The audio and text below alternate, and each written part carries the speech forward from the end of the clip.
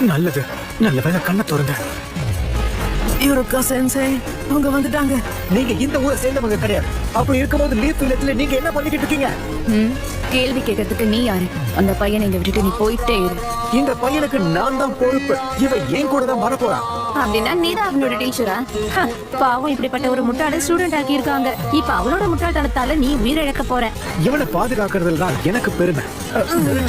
கொஞ்சம் போட்டு காயப்படுத்துறதுக்கு அனுமதிக்க மாட்டேன். அவன் தப்பிச்சு போக கூடாது. பிரிச்சு போங்க. Multi phantom shuriken ஜூட்சு.